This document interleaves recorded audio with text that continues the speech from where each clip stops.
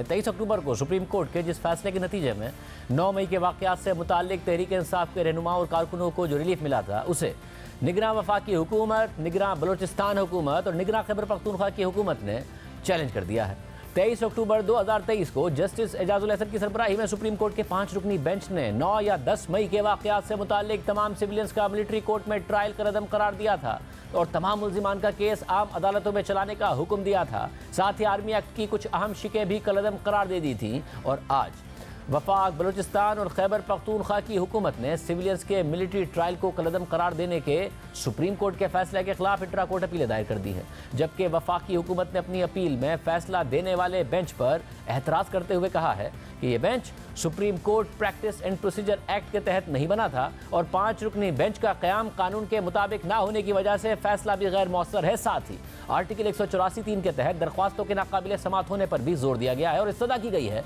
कि जिन मामलात पर फैसला सुनाया गया है, इस हवाले से मुतल्लिका फोरम हाई कोर्ट्स हैं। साथ ही आर्मी एक्ट के सेक्शन 21D और शिक 59 की ज़ैली शिक 4 को गैर आइनी करार देने के फैसले को भी मुख्तलिफ ग्राउंड्स की बुनियाद पर चैलेंज किया गया है। साथ ही इस बात पर जोर दिया गया है कि आर्मी एक्ट के तहत 9 मई में गिरफ्तार तमाम अफराद का ट्रायल करना मकसद नहीं, बल्कि ये सिर्फ उन मुतालिका अफराद के लिए है जो ऑफिशियल सीक्रेट एक्ट के डोमेन में आते हैं, खासतौर पर वो लोग जिन्होंने ममनुआ मकामात पर दरअंदाजी की है। जबकि इससे पहले ये खबर सामने आई थी कि निगरान सिंध हुकूमत और बलूचिस्तान शोहदा फोरम ने भी सिविलियंस के मिलिट्री ट्रायल के फैसले के खिलाफ अपीलें दायर की हैं। और आम बात यह है कि निगरान सिंध हुकूमत की कमान इस वक्त सुप्रीम कोर्ट के साबिक जज जस्टिस मकबूल बाकिर के पास है। वही इस वक्त निगरान वजीर आला हैं। और जब आज हमने निगरान वजीर आला सिंध जस्टिस रिटायर्ड मकबूल बाकिर के दफ्तर से इस खबर की तस्दीक के लिए रब्ता किया तो हमें यह बताया गया ऐसी कोई दरख्वास्त सिंध हुकूमत ने दायर नहीं की है और ना ही ऐसा कोई फैसला किया गया है। तमाम पहलुओं का जायजा लेने के बाद इस हवाले से फैसला किया जाएगा।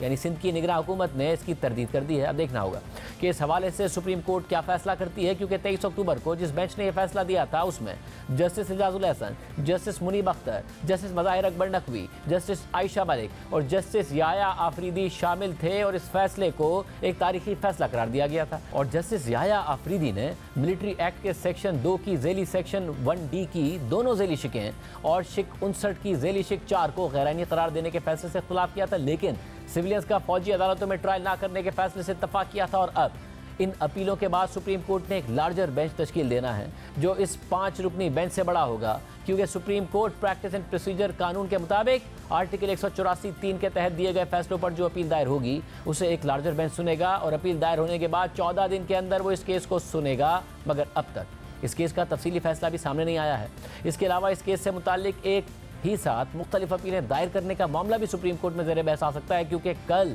फैज़ाबाद धरना केस के अमल दरामद से मुताल्लिक सुप्रीम कोर्ट का जो तहरीरी हुक्मनामा आया था उसमें अटॉर्नी जनरल की अदालत को ये यकीन दहानी शामिल थी कि फैज़ाबाद धरना केस के खिलाफ जो नज़रसानी की अपीलें दायर हुई थीं वो इत्तफाकन हुई थीं या एक ज़रिए की हिदायत के मुताबिक हुई थी। इस हवाले से हुकूमती कमीशन की तहकीकात का दायरा बढ़ाया गया था।